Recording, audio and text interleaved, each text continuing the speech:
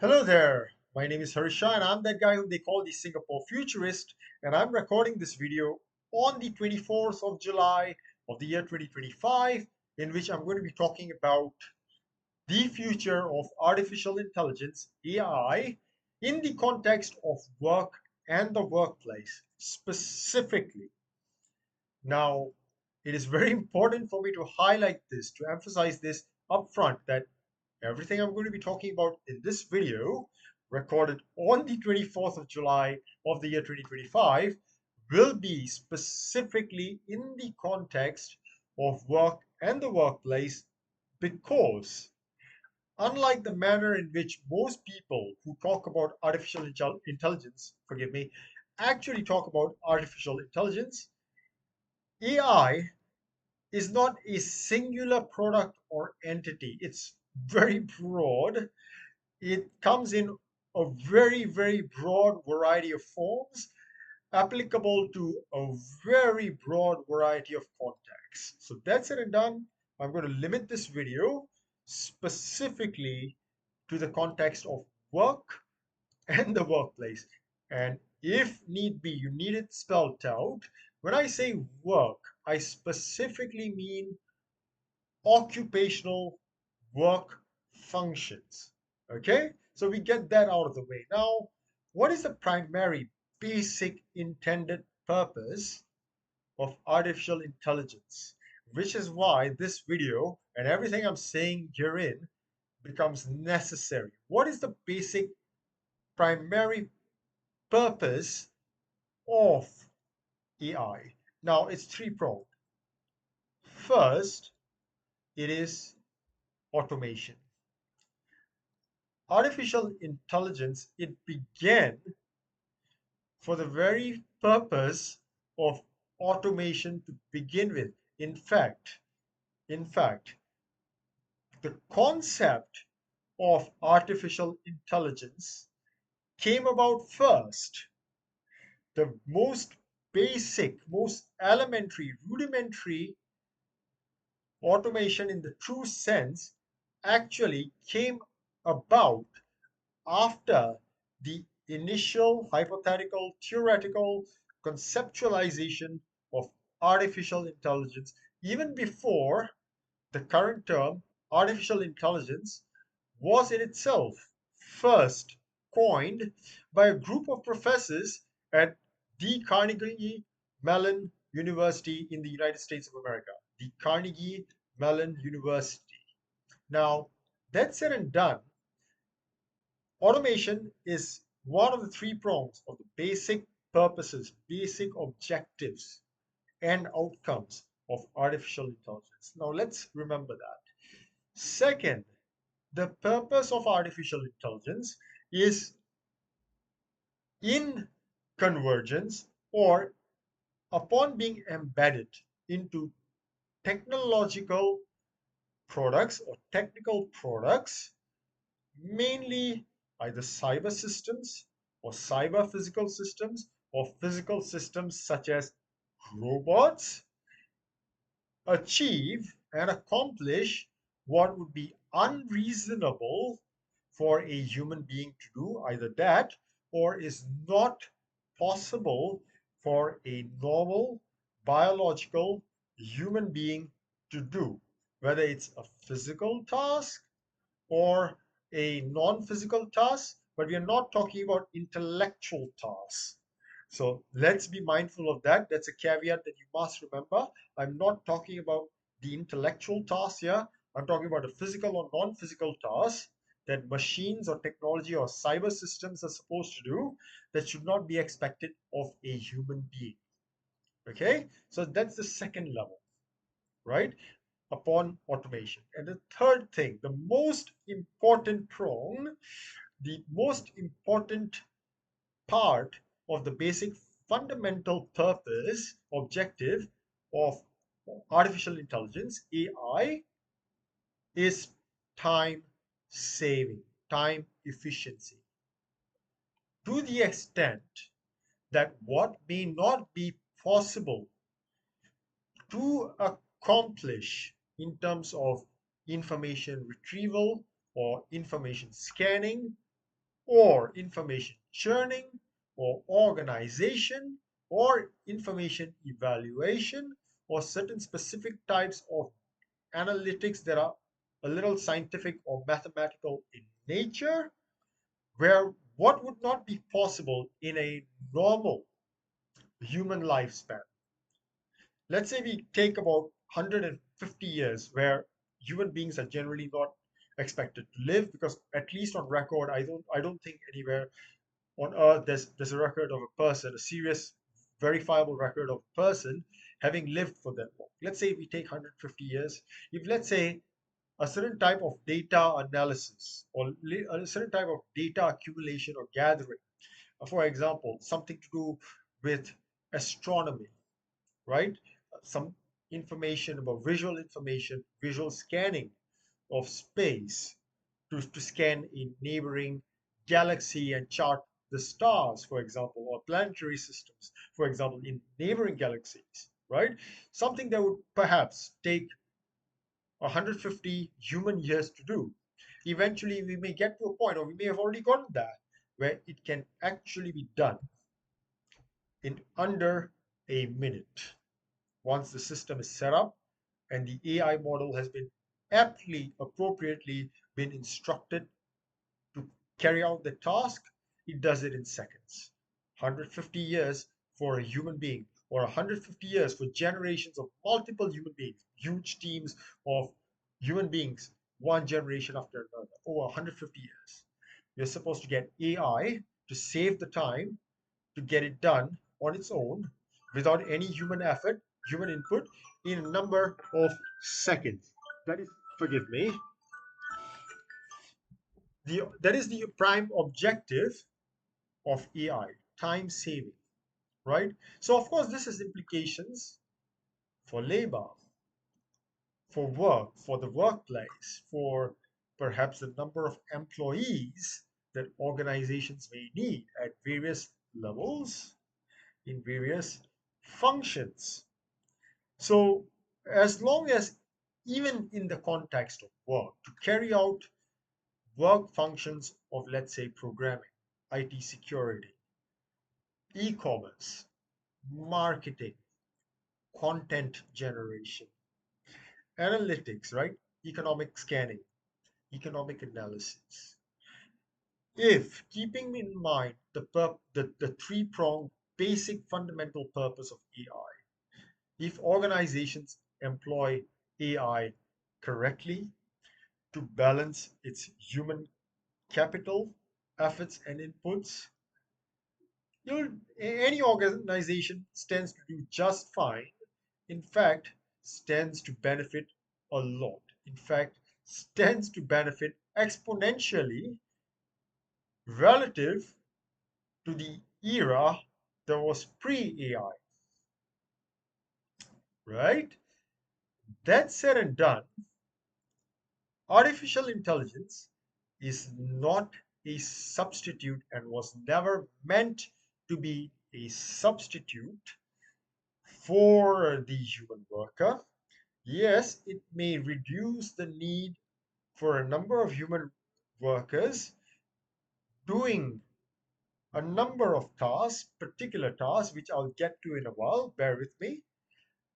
But artificial intelligence in any form has never been meant to be a substitute for the human mind, for the human intellect, the human intelligence, human talent.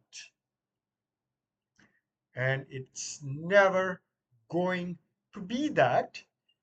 But there are people, and organizations are constituted of people, and there will be certain individuals, unfortunately, and a lot of organizations who insist on behaving in ways that are not scientific, not rational, not practical, or not fully informed, at least not about artificial intelligence, what it does, what its purpose is, primary purpose, and therefore what the capacity of artificial intelligence is, what is the extent to which artificial intelligence can be helpful, useful, And then what are its limitations? They may not be aware of that. And then they insist on behaving on that in that manner. And then organizations end up making very, very, very bad decisions when it comes to tech adoption, particularly when it comes to AI adoption or AI adaptation, and how they choose to balance AI with human beings. And then they make huge errors in letting go of human workers or abruptly cutting their reliance on human talent. Now, why am I saying this? Because it's 2025, and I mentioned the date on which I'm recording this video. It's the 24th of July of the year 2025. Right now, I've got a lot to cover here, which is why I did not cut this video and restart when that alarm went off. Right?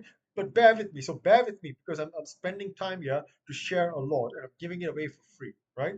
So it's 2025, and the past 6 months since January up to July 2025, all over the world, we've heard of a lot of companies that have en masse done restructuring, layoffs of all kinds, cutting off talented people in large numbers, mind boggling numbers, very abruptly, very, very abruptly, very importantly, talented people at various levels because for some reason they came to believe that we've got AI now, which will now cover this function, will actually execute this task, and we don't need all these people anymore.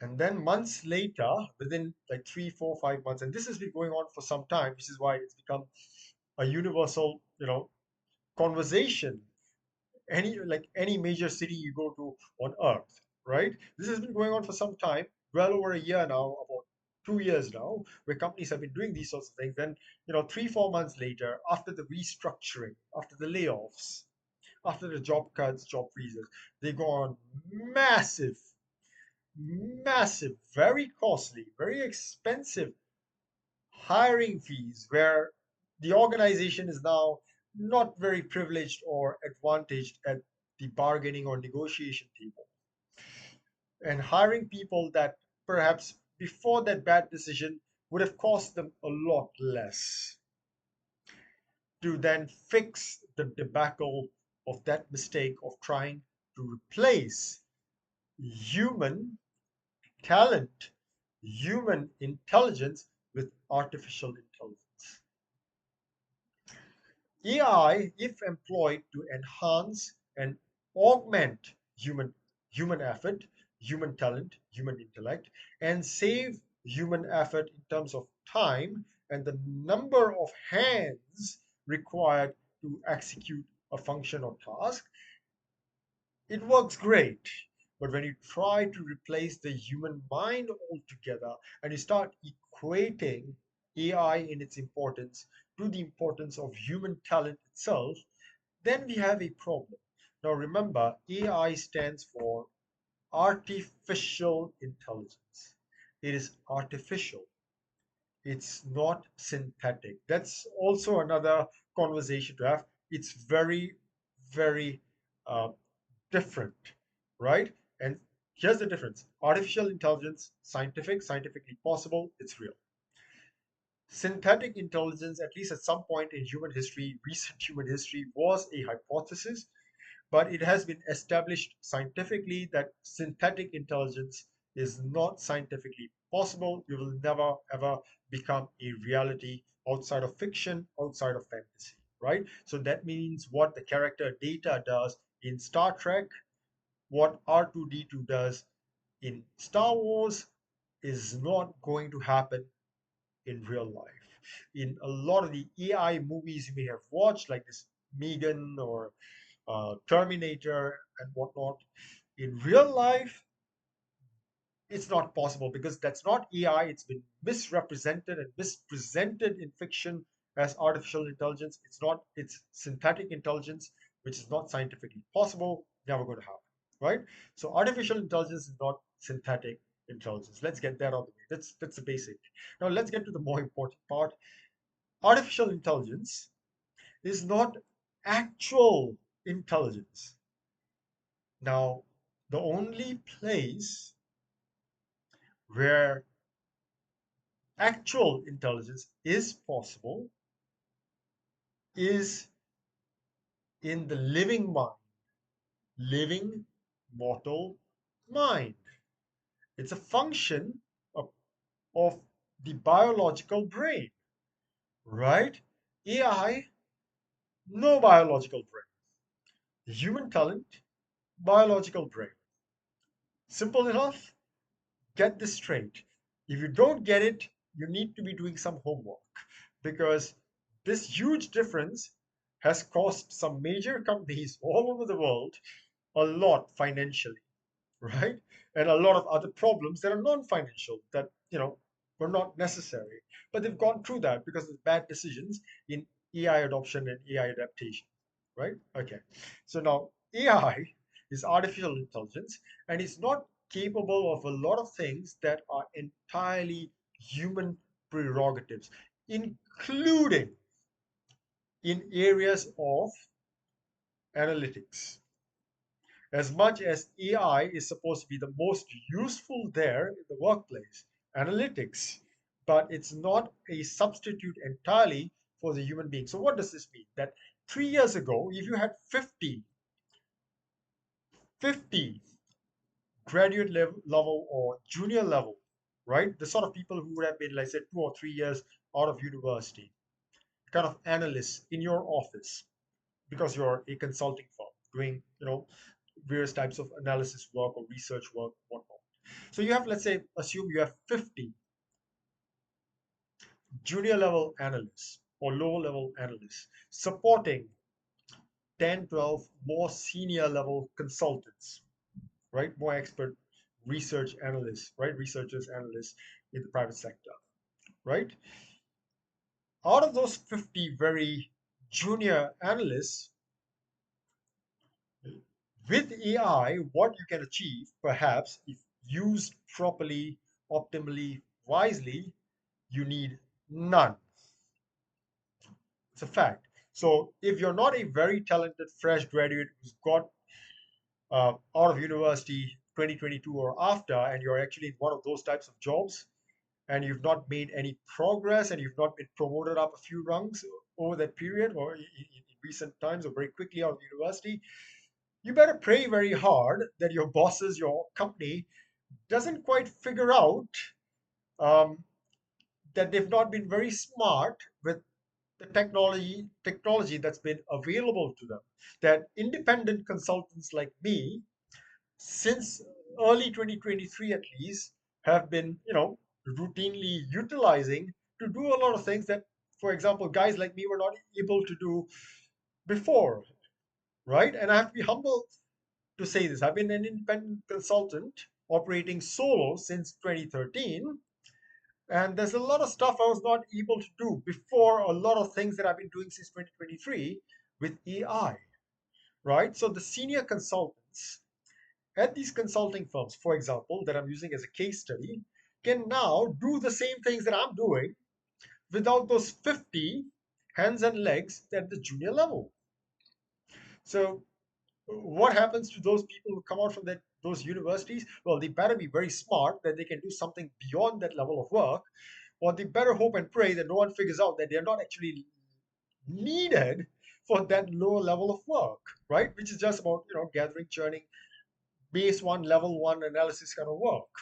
Not needed anymore because AI can be utilized to effectively do that. If you're a lawyer, you may not eventually, at some point, at least by 2030 perhaps, need a paralegal anymore. So this does have implications. So yes, it changes the job market. It changes the availability of jobs. It changes what opportunities are available to new people joining the job market if they don't have certain types of qualifications or certain types of skills or certain types of talents that don't come with degrees that cannot be taught. You use your talent to optimize what you've learned at school and at university. But talent is something you develop in yourself on your own outside of the curriculum space. Bit of a challenge there. So it does have implications, but still, AI is not an absolute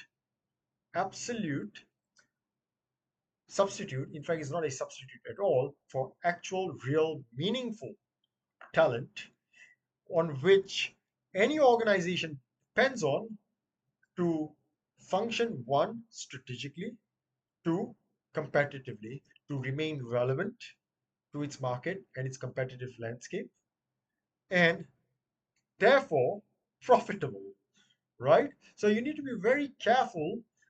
It's a very fine, delicate balance, this thing about AI and how you need to apply it in the workplace to work as an organization, as an employer, right? You cannot just get rid of entire teams, entire departments because okay, you become a victim of a success and a certain entire IT department goes away. As far back as a decade ago, I had predicted that most IT folks, for example, were going to be victims of their own successes with what they've been building since the start of the 21st century. And AI was always, to some extent, going to expedite things and hugely contribute to that, right? So basically 70-80% of IT jobs that existed that did not emerge or were not created post 2020 will probably no longer exist by the time we get to 2031. It's a lot to think about, right? 70 to 80, right? Of course, there are a lot of new types of IT or tech jobs that are emerging. In fact, there's been an exponential explosion of a wide-ranging variety of new types of IT jobs that never existed prior to 2020, right? So those kinds of jobs, yeah, they have a future. They're going to last. So it's not like there's going to be a drastic, absolute disappearance of the IT worker, where only 10-20% will be left. Um, may not exactly be that bad. At some point, I had um, predicted that. And as a futurist, you can't exactly predict the future. So you have to kind of moderate what you foresee or forecast at some point. And here's me moderating that somewhat, but it's pretty close, right? So there'll be a lot fewer IT workers post 2030 than would have existed before 2020. That's also a fact. There won't be more, there'll be less, and there'll be far less, right? So that's also going to happen. But you cannot get rid of them altogether, and you cannot expect AI to automatically, independently do what you do need and you've always needed human talents to do, right? And then there's this other thing, right? There's this misconception about AI. When people talk about AI the last 2 years, and the last 2 years with AI seems to be like it's been 200 years, the vast majority tend to just think generative AI. Now, generative AI is a very, very small part of the AI ocean. There are a lot of capabilities that AI has, and generative AI function is a very limited, very small, very restricted, right? It's just one of wide myriad of possibilities of capabilities of AI. And people box themselves in and they make the mistake of expecting generative AI to do what all the other sorts, all the other wide ranging types of AI are supposed to do. I.e., before ChatGPT, I'm not, you know, there was this thing called IBM Watson. Now, a lot of AI models and tools that have emerged since 2022, 2023, they are not substitutes for human beings. They're also not substitutes for other forms of AI, i.e., IBM Watson.